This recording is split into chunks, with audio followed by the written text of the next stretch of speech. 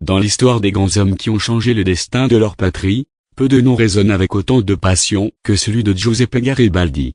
Marin, révolutionnaire, général et patriote, il est sans doute l'un des artisans les plus emblématiques de l'unification italienne au XIXe siècle. Par son courage, son charisme et son engagement sans faille pour la liberté, il a incarné l'espoir d'une Italie unifiée, libérée des puissances étrangères et des divisions internes. Voici l'histoire d'un homme au destin extraordinaire, qui a marqué l'Europe et l'Amérique du Sud, en devenant un symbole universel de la lutte pour la liberté. Les origines d'un patriote. Giuseppe Garibaldi naît le 4 juillet 1807 à Nice, alors territoire français, dans une famille de marins. Très jeune, il est attiré par la mer et s'engage dans la marine marchande.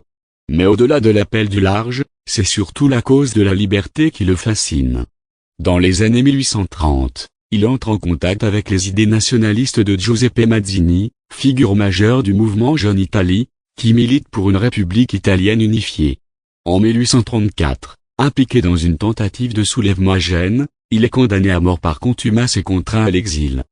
L'exil et les combats en Amérique du Sud fuyant l'Italie, Garibaldi trouve refuge en Amérique du Sud, où il poursuit son combat pour la liberté.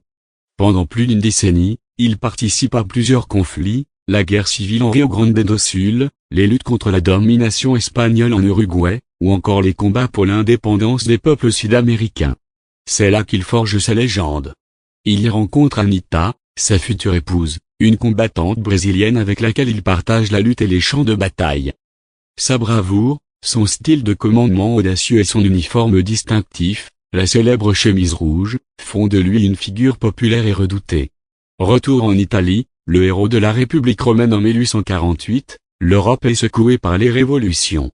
Garibaldi retourne en Italie, pour participer au printemps des peuples. Il combat en Lombardie contre les Autrichiens, puis se rend à Rome pour défendre la République romaine, proclamée en 1849 après la fuite du pape Pie IX aux côtés de Mazzini. Il tente de repousser l'armée française venue rétablir le pouvoir pontifical. Malgré une résistance acharnée, Rome tombe en juillet 1849. Garibaldi est contraint de fuir à nouveau. Sa femme Anita meurt durant cette retraite tragique, un épisode douloureux qui le marquera profondément. L'unification italienne, l'expédition d'Émile la gloire de Garibaldi atteint son apogée en 1860, avec l'épisode le plus célèbre de sa vie, l'expédition d'Émile. À la tête d'un millier de volontaires, les fameux chemises rouges, il débarque en Sicile, pour libérer le royaume des deux Siciles, dirigé par les Bourbons. Malgré leur infériorité numérique, Garibaldi et ses hommes remportent des victoires éclatantes à Calatafimi, Palerme, puis à Naples. Sa popularité est immense.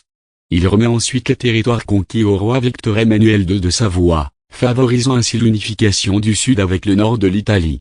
Ce geste de renoncement personnel, en faveur de l'unité nationale, achève de faire de lui un héros légendaire.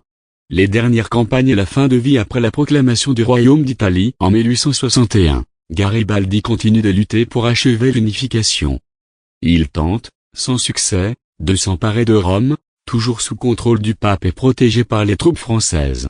En 1866, il combat aux côtés de l'armée italienne contre l'Autriche.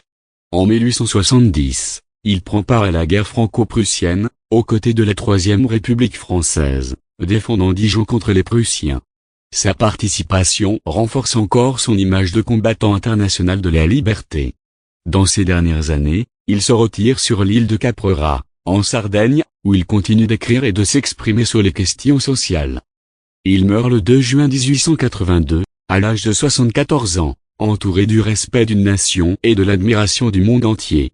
Conclusion. Giuseppe Garibaldi n'était pas seulement un militaire de génie, mais un homme animé par une idée plus grande que lui, la liberté des peuples.